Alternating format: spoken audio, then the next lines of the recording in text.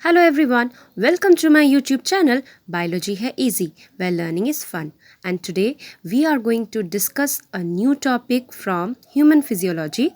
But before that, I am going to ask you few questions. So your first question is, why do we eat food? Yes, correct. We eat food because it has some essential nutrients which is required by our body. Now the next question is,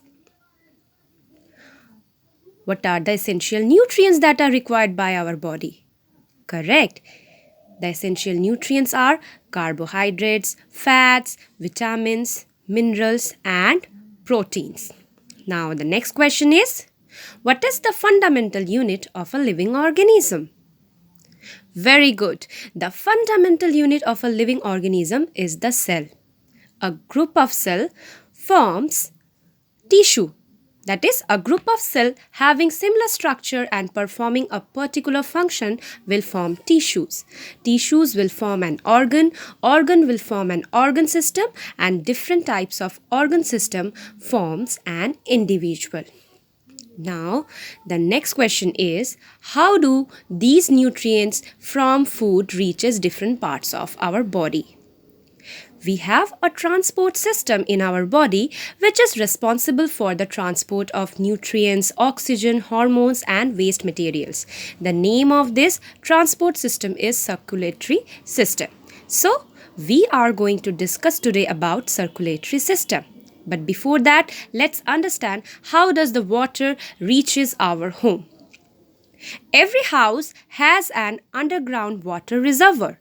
The water in this reservoir is pumped out by an electric water pump to another water storage tank on the terrace of the house. Water travels through the pipelines. When the water is needed, we open the tap which is connected to these pipelines and water comes out of it. Similarly, the function of the circulatory system is to transport essential nutrients derived from the food, oxygen, hormones to different body parts. Now let's see what are the parts of our circulatory system. Human circulatory system has the following parts. The first is heart. It is the pumping organ. It pumps out the blood to different parts of the body. The second part is blood vessels. These are like the pipelines of our house. Third is blood. As the water flows through the pipelines, similarly, blood flows through the blood vessels. So, please pay attention. These are the three essential parts of circulatory system. First is heart, second one is blood vessels, and the third one is blood itself. Now, let's focus on heart, okay, which is the pump. Heart is a muscular organ made up of cardiac muscles. It is the size of a fist in an adult. A heart has different chambers that prevent the mixing of oxygenated and deoxygenated blood. Humans are regulators, right? You know that? That is, they maintain their constant body temperature, and for this they require energy. Energy is derived from the food we eat, and for deriving the energy from the food, oxygen is needed. Our heart has valves to prevent the backflow of blood when the atrium and ventricles contract. In case of mammals, birds and crocodiles, there are 4 chambers in their heart, that is 2 auricles and 2 ventricles. Amphibians and reptiles have 3-chambered heart. Fishes have 2-chambered heart. Now let's talk about the blood vessels. There are 3 types of blood vessels that are part of the circulatory system, and these are arteries. Arteries carry blood away from the heart to different organs of the body. They have thick elastic walls. The second one is veins. Veins carry blood to the heart from different parts of the body. And the last one is capillaries. It is the place where exchange of materials like gases, nutrients, etc. happens. It has 1 cell thick walls which is required for the exchange of materials between the blood and the surrounding cell. Now, the last part is blood. Okay, the last part of our circulatory system is blood. It is the fluid connective tissue that transport oxygen, food, hormones and waste materials in the body. It has four main components. First one is plasma, which is the fluid part. Second one is RBCs. They are spherical and biconcave in structure. Third one is WBCs and the fourth one is platelets. Plasma is the fluid medium in which the cells are suspended. Plasma transport food, carbon dioxide and nitrogenous waste in dissolved form. Oxygen is carried by the red blood corpuscles.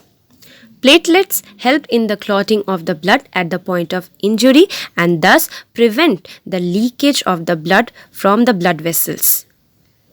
Now, let's try to understand double circulation. Heart is connected to two circuits, namely pulmonary circuit that connects the heart and the lungs. Second one is systemic circuit that connects the heart and the rest of the body. We all know that humans have four-chambered heart. It has two auricle and two ventricles, and these chambers prevent the mixing of oxygenated and deoxygenated blood. Right portion of the heart receives deoxygenated blood from the body through systemic circuit, and left portion of the heart receives oxygenated blood from the lungs through pulmonary circuit. Let's see the course of the blood through the heart and through these circuits. Deoxygenated blood from different organs enter the right auricle through superior and inferior vena cava when it is in relaxed state. As the right auricle contracts, deoxygenated blood enters the right ventricle while it is in relaxed state. Now, the right ventricle contracts and it pushes the deoxygenated blood to pulmonary artery. Pulmonary artery carrying the deoxygenated blood enters the lungs through pulmonary circuit. Here, the blood is oxygenated due to exchange of gases in the capillary region. The oxygenated blood leaves the lungs and is being carried by the pulmonary veins. The oxygenated blood enters the left auricle when it is in relaxed state. As the left auricle contracts, the oxygenated blood is pushed forward to the left ventricle. Left ventricle contracts and the oxygenated blood is pushed forward to the aorta, and from aorta the oxygenated blood is transported to different parts of the body through systemic circuit. Here also exchange of gases occur in the capillary region and the oxygenated blood is converted into deoxygenated blood. And the deoxygenated blood is again carried by the superior and inferior vena cava to the right auricle of the heart. And the same cycle continues in our body.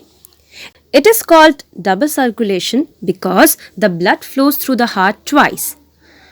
And one thing you have to keep in mind is that the valves that are present in our heart, it prevents the backflow of the blood when the auricle or the ventricle is contracting. I hope that I could deliver the lesson in an easy way. If you have any doubt regarding the circulatory system, that is human circulatory system, you can comment below this video. If you like this video, then please hit the like button and do subscribe to my channel. Till then, take care and keep learning in a fun and easy way with Biology Hai Easy.